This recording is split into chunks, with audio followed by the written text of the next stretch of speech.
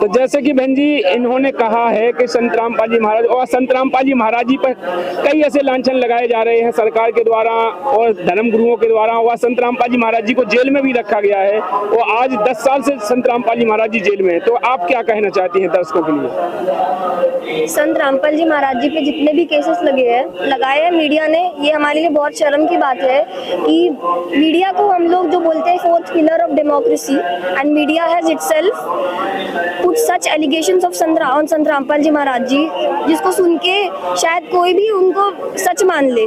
लेकिन मैं आपको ये चीज बताना चाहूंगी, इंडियन मीडिया ने ये तो दिखा दिया कि संत रामपाल जी महाराज जी पे वो एलिगेशंस लगे हैं, but they did not show कि ये संत रामपाल जी महाराज जी पे जितने भी एलिगेशंस लिखे रखे थे उनसे उनको बाइज्जत बरी किया गया है। संत रामपाल जी महाराज जी में आज देशद्रोह के अलावा कोई केस नहीं है, सारे से बाइज्जत हुए हैं संत रामपाल जी महाराज।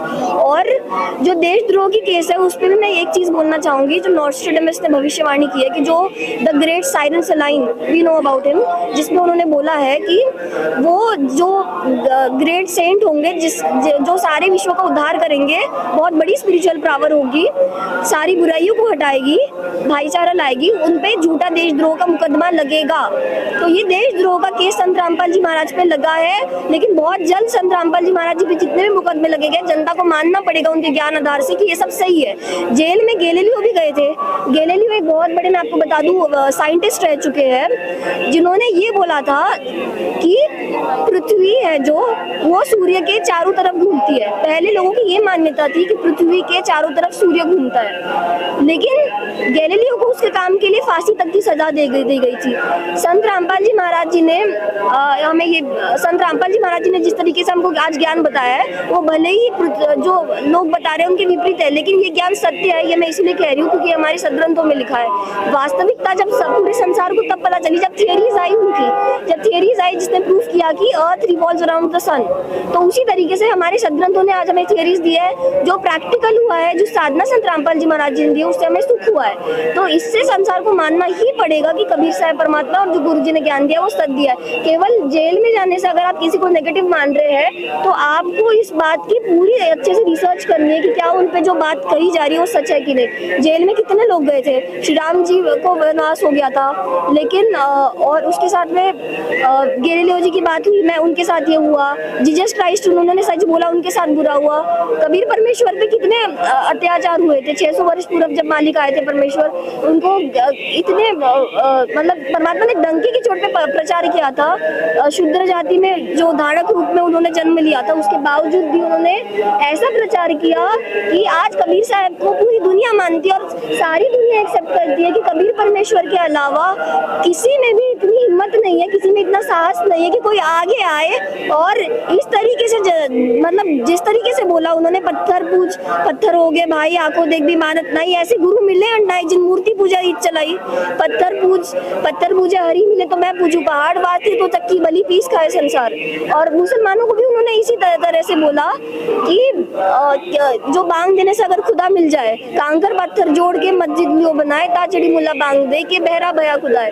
तो ये चीजें बोलना और बहुत किसी के भी दिल को ठेस लग जाए ऐसी बातें, जैसे ठेस तो नहीं देना चाहते थे परमात्मा, लेकिन कोई भी आत्मा किसी की भी जाग जाएगी ऐसी चीजें भगवान ने बोली। और इतने धर्म के विपरीत चीजें बोलने पे भी परमेश्वर 120 वर्ष जिंदा कैसे रह गई, हमारे लिए अचंभ है। वो स्वयं परमात्मा थे, उनको इतनी बुरी तरीके से परमात्मा के साथ डील किया लोगों ने, उनको गरम तेल में तल दिया, 52 बार उनको मारने की कोशिश की।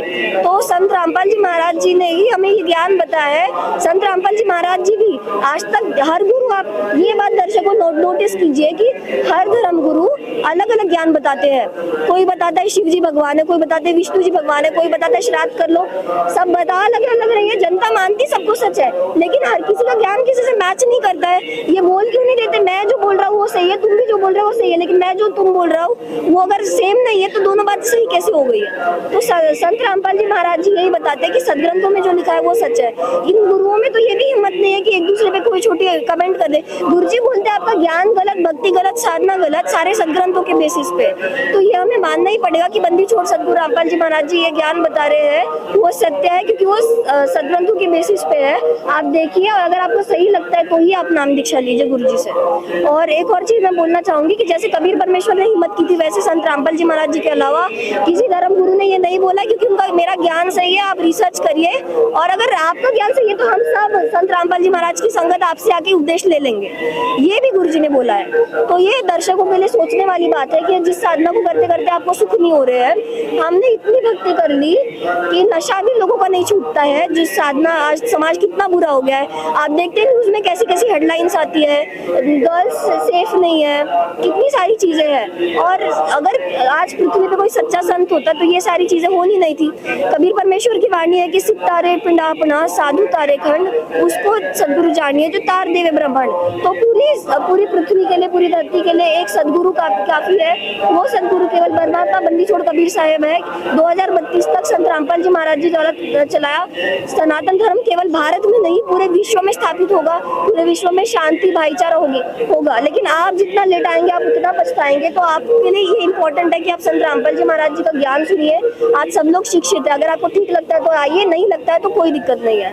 यही हमारी आपसे प्रार्थना है सारे भक्त समाज से। और आप कुछ कहना चाहेंगे संत रामपाल जी महाराज जी के बारे में? हाँ जी, हम ये कहना चाहते हैं कि कबीर परमात्मा इस समय संत रामपाल जी महाराज के रूप में आए हैं, और वो सभी धर्म ग्रंथों के सदग्रंथों को खोल के बता रहे हैं कि वह एक मालिक कबीर परमात्मा ही है। और वो ये भी बता रहे हैं कि ज्ञान गंगा पुस्तक में उन्होंने सारे ग्रंथों का निचोड़ खोल के रख दिया है।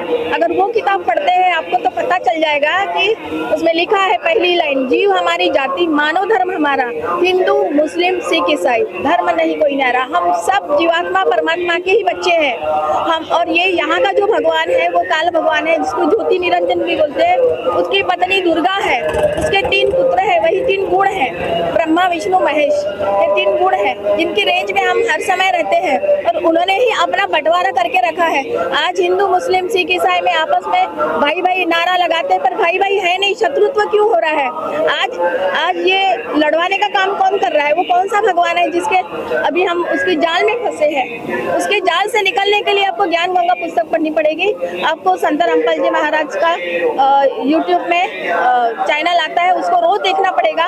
और साधना चैनल पे भी आता है, उसको भी रोज देखना पड़ेगा। आपका सारे जीवों का कल्याण वो ग्रंथ ही कर सकते हैं। अपने अपने ग्रंथों को खोल के देखना पड़ेगा, ताकि ये लड़ाई सारी समाप्त हो जाएंगे और हमें पूर्ण सुख और पूर्ण मोक्ष प्राप्त होगा।